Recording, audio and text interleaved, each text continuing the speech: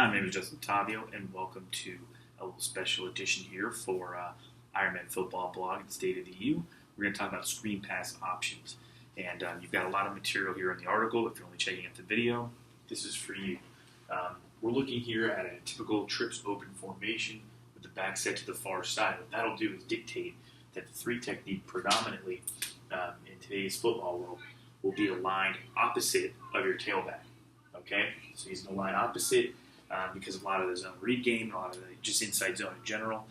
That's a common thing that you'll see. So you're trying to dictate to somebody where they're going to line up. So I put my back on this side, I feel like I'll get to three.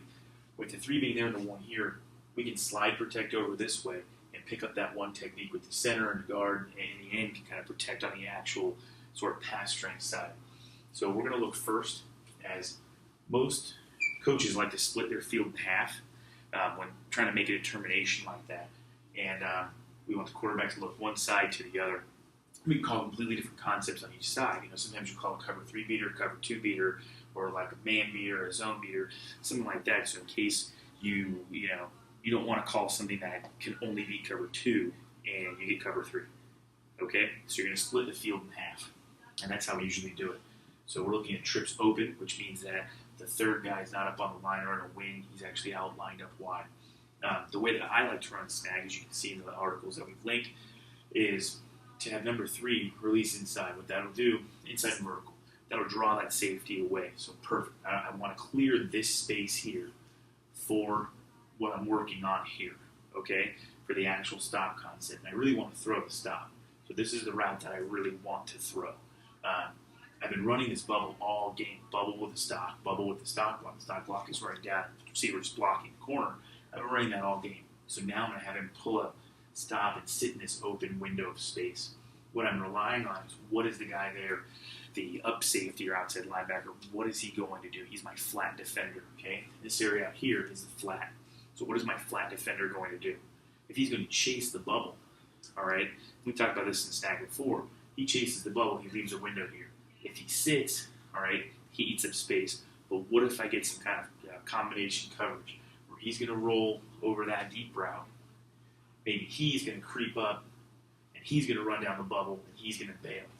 Well, as soon as I see this guy bail, all right, now, instead of having to hope what's going on here with the corner and not throw a bubble that could get annihilated or, just only goes for 3 or 4 yards, now what these coaches are doing, they're called screen pass options, and now instead of having to run to the other side, it's a screen pass. And so we're going to be able, yes, it's a rule breaker, it's a violation of rules because these linemen will be downfield as we go to throw this side of the field. What you're hoping is that on the referees, they're obviously watching the more pass-based side of the field before they know what happens over here with this guy downfield a little bit. Your hope and desire is that they haven't even noticed the ball's down this way. If you're not throwing this way, it doesn't matter. You're going to throw it down here and all is well, all right? Because you are throwing a screen that's behind the line of scrimmage. So that's one of the key points, is that this guy's going to have to stay behind the line as he catches this thing. They're going to really work their way upfield, kind of get the second level. They bait these guys, they lure in, he goes right behind them, throw it right over their heads. He's going to stalk his man. So you're able to do that. So again, it's a nice, easy read. You're reading that flat defender. If he sits and bails on you, all right, now instead of having to read this whole thing again, being stuck to this side of the field, your quarterback will just open his hip and throw the screen, and that screen is going to be right there, and you're hoping to get 10 yards or more out of it. Mark Rick loves the screens. He loves his running back delayed screen game. He's got the guys to do it with now with Dallas, Homer, and Lingard.